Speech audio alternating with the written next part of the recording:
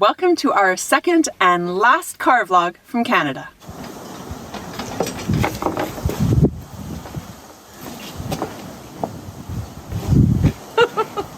Beautiful.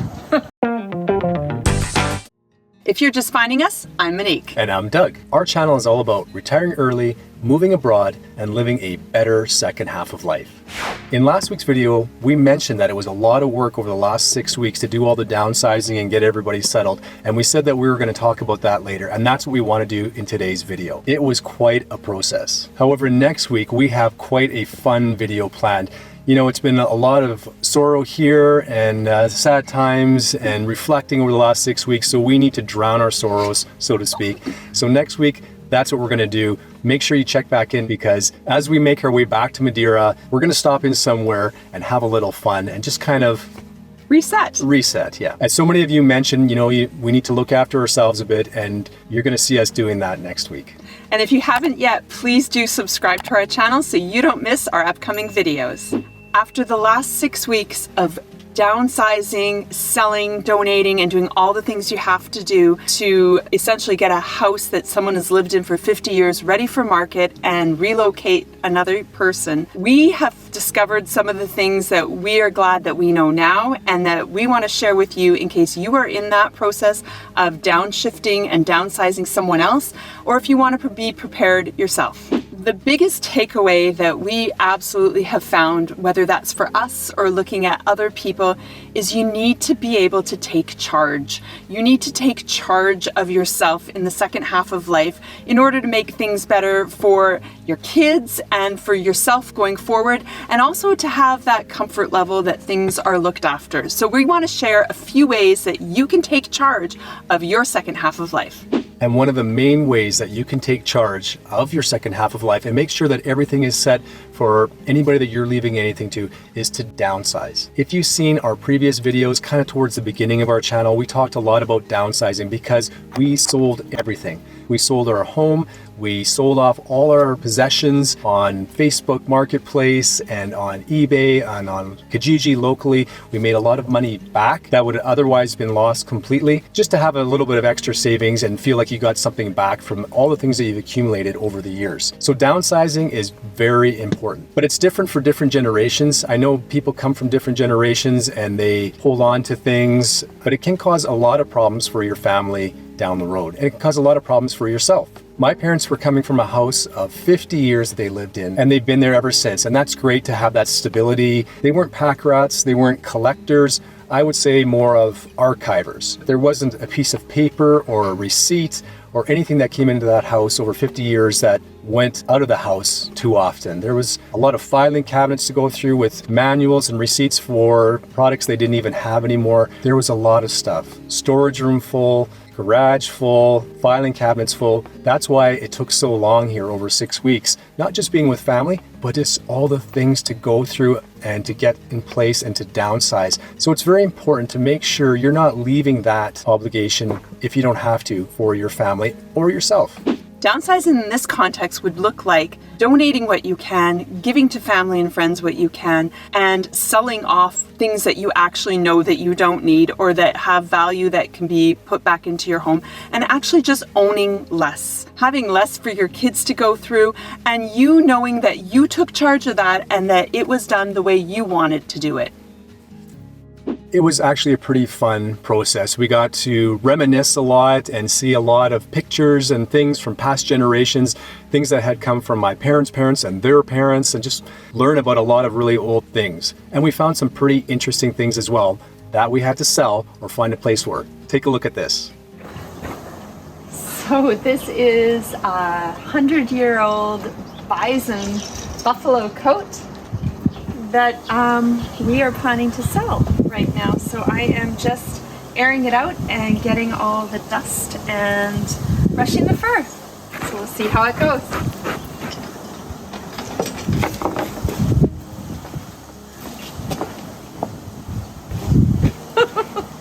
Beautiful. Now, I would have never have thought in a million years that I'd be brushing a buffalo coat, or that somebody else somewhere would want a buffalo coat that I think essentially has been sitting in your parents' basement for... It's been there for 50 years, and then it came from the farm before that. That coat is well over 100 years old. Now the buffalo coat has found a new home in a vintage store where it's going to be displayed. So that's pretty great. We also found some interesting old trunks and some memorabilia that we went through. You never know what's worth money and what's not. One thing that we learned from selling everything in our house, and when Monique's parents passed away, we sold that as well. And now through my family's household, what has value, what people want, what doesn't have value, and what people don't want. I would say that most often the things that you're selling that you think are worth a lot of money, a lot of times aren't. And some things that you think that you should just get rid of, like a buffalo coat, right, are worth a lot more than you think. Another good example of that was some costume jewelry. Right. We were ready to give it away or to sell it for $25 for a lot, for a brooch and 2 earrings. And then we started getting messages on the selling platform that it was worth a lot more, and we started looking into it a lot more. And it was vintage costume jewelry from the 1950s. It was so well made, it was hard to tell that it wasn't real, but it's actually very sought after. And we ended up getting over $200 for that and just shipping it to a different area in Canada. And then of course, like many families, there's loads and loads of books to throw out or donate. So we chose to donate them, so we gathered up the books. That leads us to another point about downsizing and when you're going through someone else's belongings. Before you donate anything or sell anything, even books, make sure you check through them, especially if it's for older people, that there isn't something valuable stashed away in there. There was one book we were ready to donate, and we found an envelope with $1,000 in there that my parents had put away a while back and forgotten about. And I think that happens more often than not. So if you know something like that that was donated and you found something very valuable in that, let us know in the comments down below. We would love to hear other people's stories as well. The next huge surprise regarding donating and selling and overall downsizing is what happened to this guy. As we mentioned before, and you know from previous videos, we sold everything. And part of that, I became a super seller on Facebook Marketplace, on Kijiji, on eBay to a certain extent. I could sell just about anything for the right price. But of course, these platforms have rules. There's certain things that you can put on there and certain things that you can't. A lot of times I just can't figure it out. We had a painted ostrich egg from Africa. You can't put anything like that because it's to do with trading, I guess, in animal parts. Fair enough. One warning. We tried to sell a mattress. The label of the mattress was an orthopedic brand name. Like it said, something orthopedic. Well, if you put that in the title, you're selling medical goods, and that's a strike. 2 warnings. And then when we were going through my parents' house and downsizing, there was an antique pocket knife from the late 1800s in a beautiful leather sheath. It was only about a 3 or 4 inch blade. It wasn't spring loaded. It was just an old fashioned cowboy folding knife in a beautiful leather sheath. It had Japanese steel. It was from an old company. It was truly an antique, and I was going to sell it on Marketplace. And bear in mind, we've put steak knives on, all sorts of knives on. That have solid steel, bigger blades, and this was just a little folding knife. Well, I got a warning for that because they classified it as a weapon, so I left it. Right. I found all these other knives on Facebook, so I tried putting it on again, and then it happened. Boom, shut down. I got a notice from Facebook Marketplace that I have been banned from selling or buying on Facebook due to violating their policies.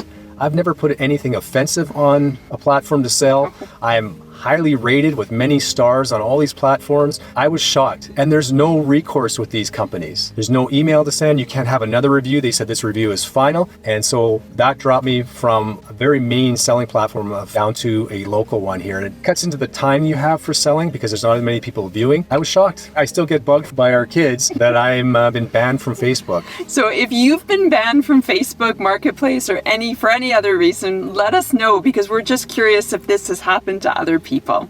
The overall point here is downsize, donate, sell what you can, and take charge of your belongings. Own less. You'll feel free. The next thing we really want to share with you is about organizing and keeping bank accounts and investments simple. If you are the kind of person who has multiple accounts, different ways of organizing, moving money from here to there, different silos for different things that you're purchasing, as well as investments in a whole bunch of different places, try and take some time to go through that, go through bills, go through that kind of thing. Don't leave file folders from the 1990s, 1980s even. lying around. If they can be gone through, go through them, and organize your bank accounts and your investments so that when your family goes through them, that they make sense and they're ready to organize, to access them and do what they need to do. Because that whole process of going through things is really, really tough. Right. And also just make sure you're not too spread out. In today's day and age, diversity and having things and protection in different areas, it can be even in different countries. But if you have too much diversity with your finances, you can lose track of it, and you lose a statement or a file, or the family doesn't know what you have. You can have it spread out all over the place, and it can become confusing, not only for you as you get older, but also for anybody who has to go through it later in your family. So take charge of that. And one of the important things also to mention is, if that's something you feel comfortable with, having your children on your account so that there isn't a hold there, that would be really important. And that actually leads to our last point when it comes to legal matters and plans. Look, nobody likes talking about death or processes afterwards, but like we said last video, and many of you have commented, it's going to happen to everybody. And that's why it's important to have your plans for your demise already planned out. So take charge of that. Have a will in place. Have an executor who is capable of doing the job. That was one thing that I saw how much work you'd had to do. The executor does do a lot. It's not just something where you come in and within 2 days it's all sorted. There's so much to do as an executor, so choose someone who can actually handle that task. Right. And it also comes down to what you want. When you pass away, do you want a funeral? Do you want to be cremated? You need a plot in a cemetery? Where do you want to have your service? Those are all things that should be planned ahead of time, not after the fact. Have everything set up as far as what you want to happen, both legally, financially, and for your final resting place. It's okay to take a moment to actually have a good conversation. And one final tip, if you are the person who is in charge of planning a funeral or looking at that kind of stuff for somebody, do shop around. It is a very high grief time. There are different companies who have different price points and do the exact same service. So don't just go with what's easy.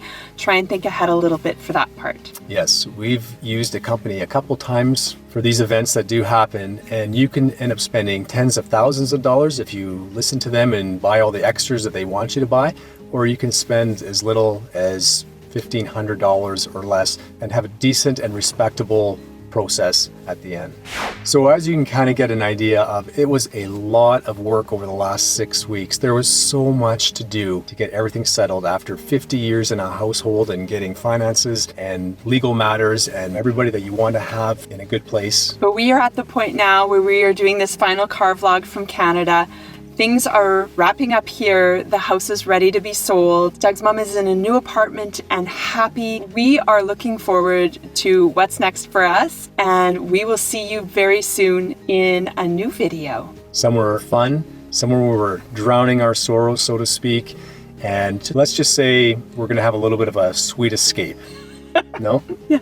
So as usual, thank you so much for watching. Check back in and track us down.